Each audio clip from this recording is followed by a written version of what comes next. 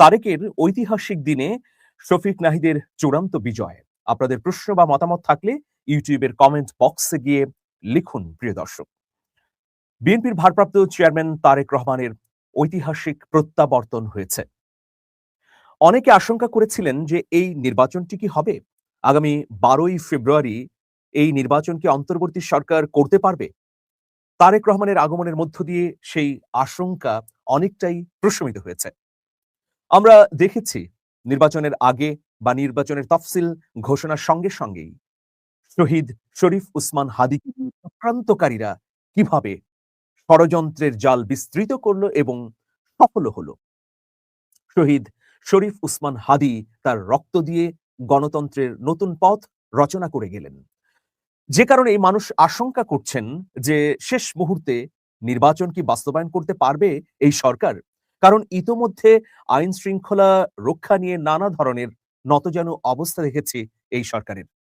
তো সেই কারণে যে আশঙ্কা তৈরি হয়েছিল মানুষের মনে তারেক রহমানের আগমনের মধ্য দিয়ে সেই আশঙ্কা অনেকটাই দূর হয়েছে।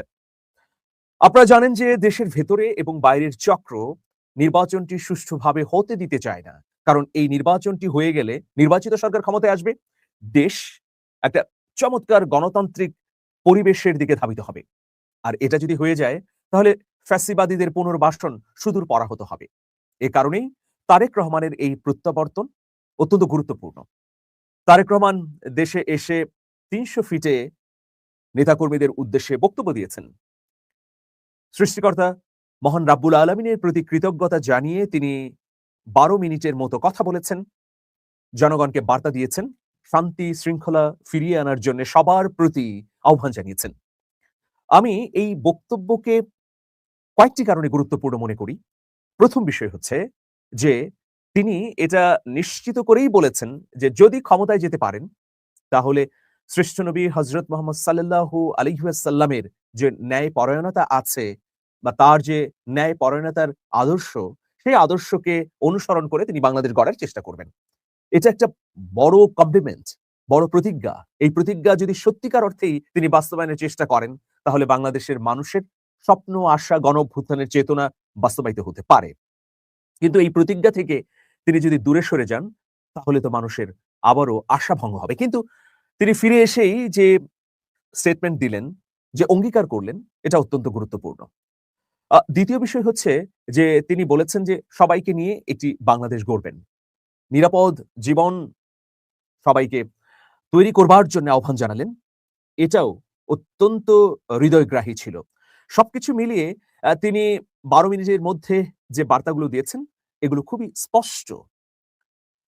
প্রিয় দর্শক, এখন তারেক রহমানের আগমনের মধ্য দিয়ে বিএনপি যদি পুনরায় প্রেসিডেন্ট জিয়াউর রহমানের সততার আদর্শকে ধারণ করে ফিনিক্স পাখির মতো জাগতে পারে, তবেই আসলে সাধারণ মানুষ হিসেবে আমাদের প্রত্যাশা পূরণ হবে।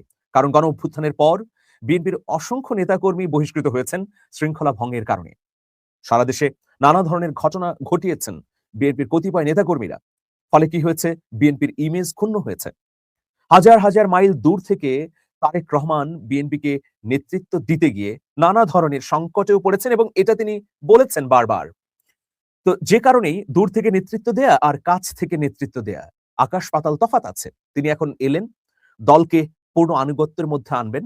বাংলাদেশের মানুষ বিএনপির কাছে যা প্রত্যাশা করে সেই প্রত্যাশার পথেই তিনি দলকে নিয়ে যাবেন। তারেক রহমান উসমান হাদির কথা বলেছেন। তিনি উসমান হাদির আত্মত্যাগের চেতনাকে সামনে রেখে বাংলাদেশ বিনির্মাণেরও ভাবনা তুলে ধরেছেন।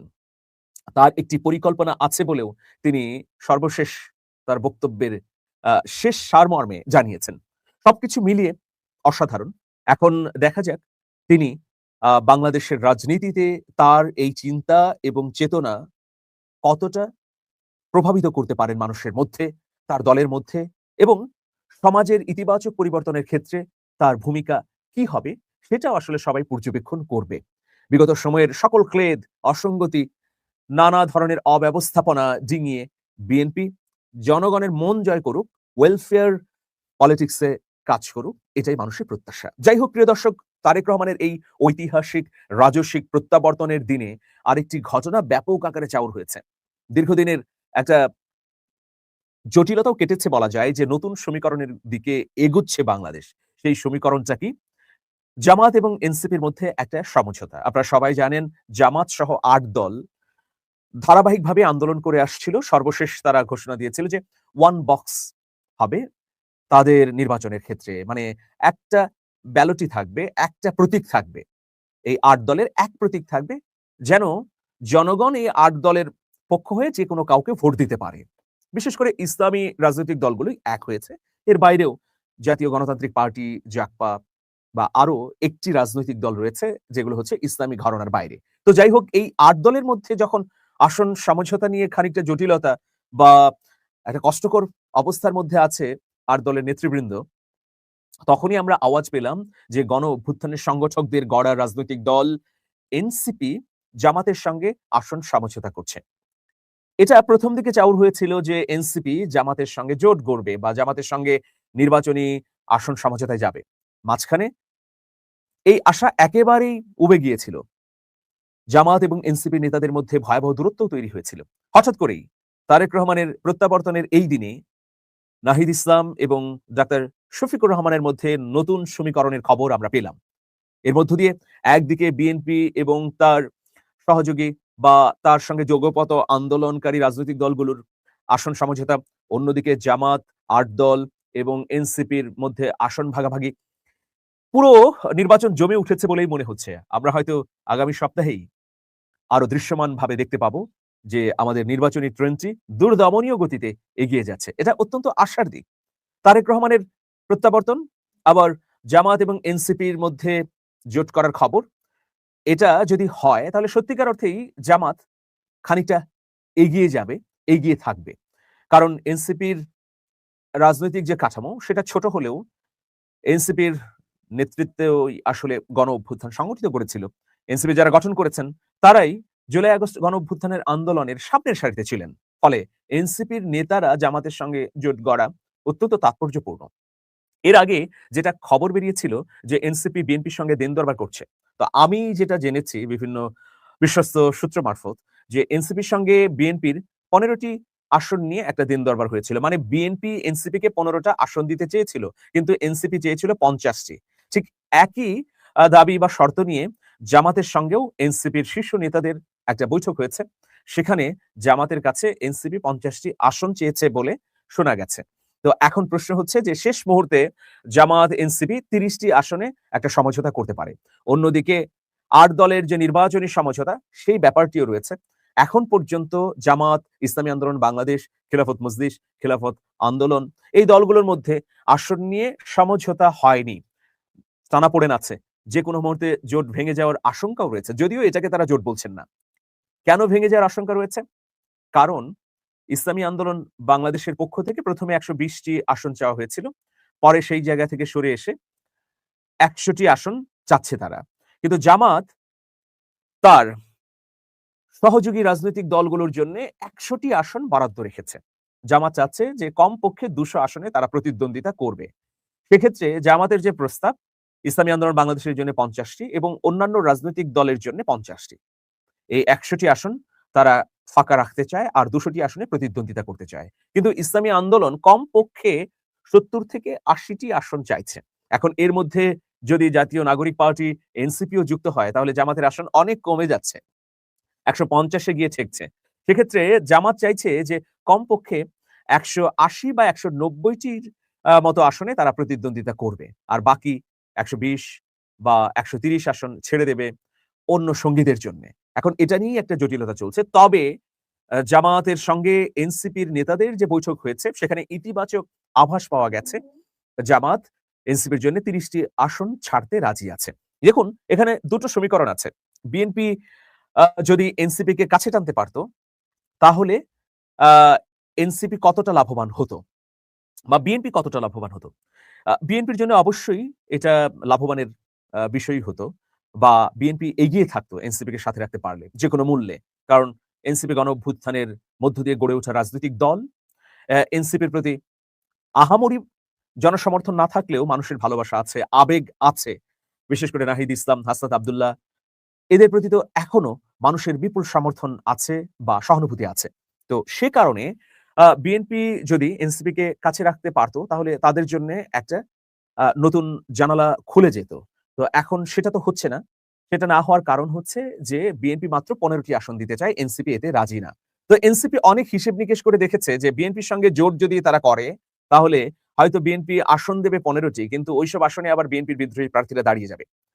আবার বিএনপির বিভিন্ন অঙ্গ সংগঠন বা বিএনপির পক্ষ থেকে নেতাকর্মীরা কতটা তাদের পক্ষ হয়ে কাজ করবে সেটাতেও একটা প্রশ্ন রয়েছে।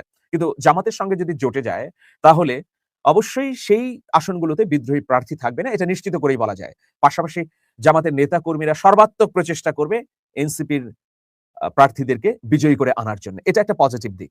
কিন্তু একটা বিষয় বারবার সামনে আসছিল, যেটা নিয়ে অনেক কথাও হয়েছিল, যে এনসিপি যদি জামাতের সঙ্গে যায় তাহলে স্বাধীনতা বিরোধী একটা তকমা লেগে যেতে পারে।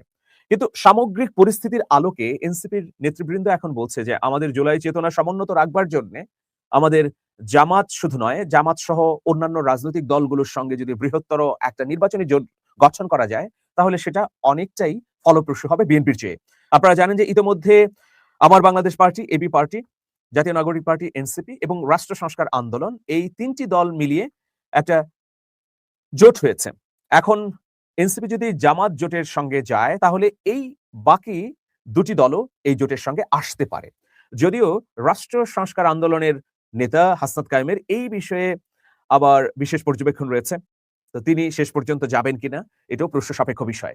সবকিছু মিলিয়ে তারেক রহমানের এই রাজস্বিক আগমনের দিনেই নাহিদ ইসলাম এবং ডাক্তার শফিকুর রহমানের মধ্যে যুথবদ্ধ হওয়ার যে খবরটি পেলাম, এটা যদি সত্যিকার অর্থেই ২ নেতা করতে পারেন তাহলে তাদের জন্য বিজয়ের নতুন দরজা উন্মোচিত করতে পারে। এটা হলো রাজনৈতিক বিশ্লেষক হিসেবে একটা মতামত। এর বাইরে আমরা জানি যে যদি নাহিদ ইসলাম, ডাক্তার শফিকুর রহমান এবং অন্যান্য রাজনৈতিক দলগুলো মিলিয়ে এই জোটটি সত্যিকার অর্থে নির্বাচনী জোটে পরিণত হয় তাহলে প্রধানমন্ত্রী বা প্রেসিডেন্ট কে হবেন এটা নিয়ে কোনো জটিলতা নেই বলে এই দলগুলো জানিয়েছে। আগে যেমন আমরা শুনতে পেয়েছি যে যদি জামাতের সঙ্গে এনসিপি জোটে যায় তাহলে প্রধানমন্ত্রী পদটি নাহিদ ইসলামকে দিতে হবে। কিন্তু এখন যে অবস্থা দাঁড়িয়েছে এটা ভবিষ্যতেই আসলে জোটের সদস্যরা নির্ধারণ করবে। সেই জটিলতা এখন নেই।